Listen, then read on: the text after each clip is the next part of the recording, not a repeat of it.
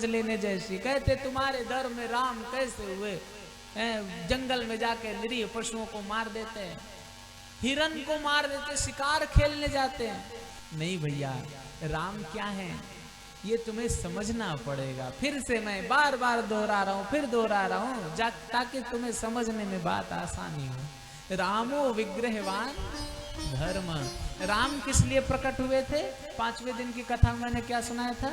जब जब होए धर्म के हानि, धर्म की हानि हो रही थी, इसलिए एक चेतना ऐसी प्रकट हुई जो धर्म की रक्षा करने के लिए आई और स्वयं धर्म मूर्ति में परिवर्तित हो गई। इसलिए राम को क्या कहा गया? धर्म की स्थापना के लिए आए थे ना, तो रामो विग्रहवान धर्म कहा जाएगा। लेकिन अब वो धर्म विग्रहवान कहे गए ताकि तुम शिक्षा ले सको। लेकिन अब ये शिक्षा क्या ली जाए कि जंगल में जाकर के मृगों को मार के आए? क्योंकि तार्किक लोग तो यही कहते हैं, पर धर्म तर्क का विषय नहीं है। सबसे पहले अपनी बुद्धि से ये बात निकाल लो। अगर तुम वास्तव में धर्म को जानना चाहते हो तो तब चौपाई को ध्यान से देखेंगे तो मृग का क्या संकेतात्मक मेटाफोरिक अर्थ क्या निकलता है? मृग एक ऐसा जीव है जो बड़ा चंचल होता है कि नहीं होता है? अगर शिकार करने में शेर को भी इतना आसान नहीं है कि शेर पकड़ ले उसको। वो जब लंबी, और देखो ना, राम भी मृग के पीछे पीछे निकलते हैं तो कई राम भी नहीं पकड़ पाते। आगे की कथा में है, कहीं छुप जाता, कहीं प्रकट हो जाता और बड़े दूर तक राम चले जाते हैं। यानी मृग है चंचलता का प्रतीक, राम है धर्म के स्वरूप। अब अगर तुम्हें धार्मिकता अपने भीतर लेके आनी है तो सबसे पहले अपने मन की चंचलता को मारना पड़ेगा। और ये मैं नहीं कह रहा हूं, गोस्वामी जी कहते हैं, पावन मृग मारहि जिय जानी। इसका अर्थ ये होता है कि मन में पवित्र समझकर मृगों को मारते थे। माने ये भावना थी कि मृगों को मार देंगे तो मन बड़ा पवित्र हो जाएगा। ये कैसी घटना! देखो, संकेत में लिख दिया गोस्वामी जी ने। मन पवित्र कब होता है? जब तुम्हारे मन की चंचलता मिट जाती है। तुम्हारा मन अपवित्र हो रहा है, नित्य प्रति अपवित्र हो रहा है, पाप में डूबा जा रहा है। इसका सीधा सा कारण है कि तुम्हारा मन चंचल बड़ा है, शांत नहीं है। और इसी बात को गीता में भगवान अर्जुन से कहते हैं, चंचलम में मनः कृष्ण प्रमादि बलवदृढ़म् याहं निग्रहं मन्ये। उसका निग्रह करना अत्यंत कठिन है। जरा विचार करो, चंचलता का जब तक तुम्हें बोध नहीं कराएंगे तब तक मानोगे नहीं, क्योंकि ज्ञानी तो पर्याप्त हो, इतना तो बोध है कि मन बड़ा चंचल है, कैसे तुझे समझाऊं, जितना तुझे समझाऊं उतना मचल जाए। गीत भी जानते हो पर चंचलता का बोध नहीं है। आओ, तुम नया नया विवाह हुआ हो,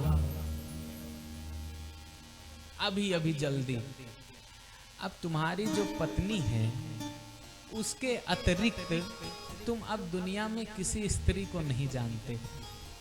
ऐसा लगता है सारे संसार में, सारे ब्रह्मांड में तुम्हारी पत्नी ही एकमात्र स्त्री है। तुम बड़ी पत्नी व्रता हो, तुम साक्षात देवी भगवती दुर्गा अम्बा मानते हो। भैया तुम ही मेरे सब कुछ हो, प्राण प्रिया हो, प्राणधार हो, कहीं और मन जाता ही नहीं। पर जरा 2 साल विवाह बीते, उसके बाद यही मन घर में आते काते दिन भर बाहर रहो, बड़ा संतुष्ट मन रहता है। घर में जैसे आओ जू रोए जाओ। अभी मन जिस पत्नी में लग रहा था, विचार करो, ईमानदार हो जाओ थोड़े, जिसको देखने के अतिरिक्त कुछ और मन नहीं करता था। मन क्या, मन में आता ही नहीं था। बड़े सीधे स्वभाव। नए नए विवाह करने वाले लड़के देखो कितने सीधे, जैसे लगता है गऊ है, कुछ नहीं जानते हैं। वो स्वयं को भी भूल चुके हैं। वो बस घर और अपनी पत्नी, बड़े शांत। पर कैसा मन है तुम्हारा! ये मन की चंचलता, मन ऊब गया। अब मन की चंचलता ने किसी और को देखना शुरू किया, मन तुम्हारा अपवित्र होने लग गया। क्या होने लग गया? क्या होने लग गया? अपवित्र। भगवान राम कहते हैं धर्म के प्रतीक है ना। अब मन ऐसा चंचल हुआ, अन्य स्त्री में आसक्त होना शुरू कर दिया, अन्य वस्तुओं में आसक्त होना शुरू कर दिया, मन हुआ तुम्हारा अपवित्र। अब अपवित्र मन से धर्म नहीं होगा, तो क्या करना पड़ेगा? मन को पवित्र करना पड़ेगा। इसीलिए क्या कहते हैं गोस्वामी जी, पावन मृग मारहि जिय जानी, पावन मृग मारहि जिय जानी। जिय जानी, जिय जानी का अर्थ होता है हृदय में ऐसा जान लिया। पवित्र करने की विधा को, मृग को मार दूंगा तो मन पवित्र हो जाएगा। कौन सा मृग? चंचलता का प्रतीक है। ए इधर दिखाओ, इधर उधर मार देना चाहिए। पावन मृग मारहि जिय जानी। और किसको दिखाते थे? किसको दिखाते थे? दिन प्रति नृपहि देखा वही आनी, दिन प्रति नृपहि देखावन आहि। नृप को दिखाते थे। नृप माने राजा दशरथ। दशरथ का अर्थ मैंने तुम्हें बताया था, जिसकी 10 इंद्रियां, उसके रथ, उसका लगाम कंट्रोल में है। तो अब क्या हुआ? चंचल मन रुका, उस मृग को मार दिया, तो तुम अपने इंद्रियों को दिखा सकते हो। जाओ दौड़ो, मेरा मन तो शांत है, अब देखो, झांक के दिखाओ।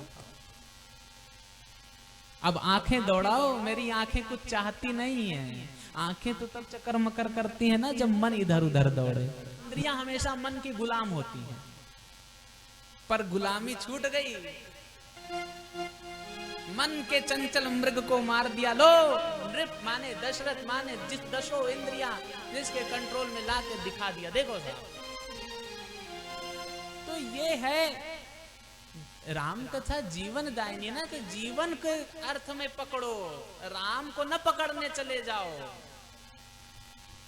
अब ये बात भी बोलूं, राम को न पकड़ने चले जाओ तो इसको ही पकड़ लो तुम, तो बड़ा आफत। अरे भैया, राम को नहीं पकड़ोगे तो किसको? हमको पकड़ोगे। हम खुद ही राम को पकड़े हैं, लेकिन अब सत्य नहीं कह पा रहे हैं जो कहना चाहिए हमको। राम को न पकड़ो माने राम की कथा राम तक लेके नहीं, राम की कथा को जीवन से जोड़ो। जीवन दायिनी राम कथा। इस प्रकार राम जी मृगों का शिकार करते, माने धर्म चंचल मन को दबोच करके मार देता है। और लिखा है ते तनु तज सुरलोक सिधारे, कि सुरलोक कौन चला गया? हाँ, जिस मन को तुम मार दोगे, चंचल मन की उसकी चंचलता को नष्ट कर दोगे, तो ये मन परमात्मा नहीं है।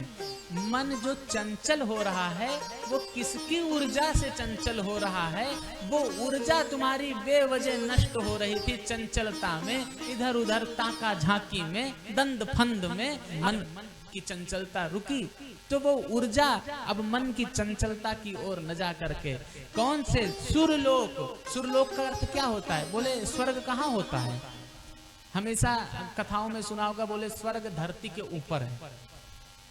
ऊपर होने का अर्थ है तुम्हारी जो वो ऊर्जा, जो आत्म स्वरूप की स्थिति है, वो ऊपर की ओर बढ़ने लग जाएगी। और एक दिन ऊपर बढ़ करके वही देवलोक, माने देवलोक की कथा सुनी है, बोले वहां बड़े ठाठ बाट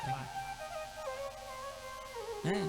तो तुम्हारी चेतना भी सुरलोक माने दिव्य लोक, उसकी उस चेतना की भी ठाट बाट हो जाएगी, परम स्थिर हो जाएगी, स्थैर्य की पराकाष्ठा। तो ये है ते तनु तजी। अब चंचलता के शरीर को छोड़ करके तुम्हारी चेतना दिव्य स्वर्ग लोक माने ऊपर की ओर यात्रा, उत्तुंग शिखर की ओर बढ़ने